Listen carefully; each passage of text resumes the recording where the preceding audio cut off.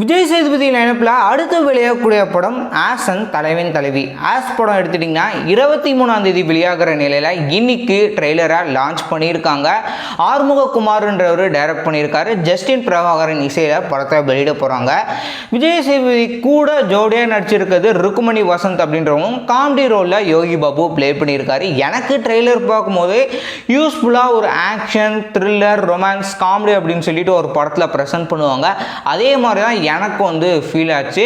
வெளிநாட்டில் இவங்க லொக்கேஷன் எடுத்து ஷூட் பண்ணியிருக்காங்க. ஏற்கனவே ஒரு அழகான மெலோடி பாடல் வெளியாகி நல்ல ஒரு எதிர்பார்ப்பில் இந்த படம் இருக்குது. இது போக அவங்க இதுக்கு முன்னாடி ப்ரொமோஷனுக்காக வெளியிட்ட கிளிம்ஸ் ஆகட்டும் அதெல்லாமே நல்ல ஒரு கூஸ் பம்ப்ஸ் கிரியேட் பண்ணியிருந்தாலும் கூட ட்ரெய்லர் பார்க்கும்போது எனக்கு அப்படி தான் ஃபீல் ஆச்சுங்க. இதுக்கு அடுத்ததாக தலைவின் தலைவி இந்த படத்தை பற்றி சொல்லணும்னா பாண்டியராஜ் டைரக்ட் பண்ணியிருக்காரு. பொதுவாக அவர் ஃபேமிலி என்டர்டெயின் மூவி எடுப்பார். ஆனால் இந்த வாட்டி கொஞ்சம் டிஃப்ரெண்ட்டாக ட்ரை பண்ணுறாரோ அப்படின்ற மாதிரி எனக்கு ஃபீல் ஆச்சுங்க. ரகடான லவ் ஸ்டோரியில் படம் இருக்க போது விஜய் சேதுபதி அண்ட் நித்யா மேனன் டைரக்ட் நடிச்சிருக்காங்க.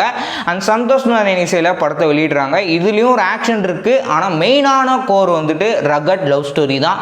இந்த ரெண்டு படத்தில் நீங்கள் இந்த படத்துக்கு வெயிட் பண்ணிருங்கன்றதை கமெண்ட் செக்ஷனில் மென்ஷன் பண்ணுங்கள்.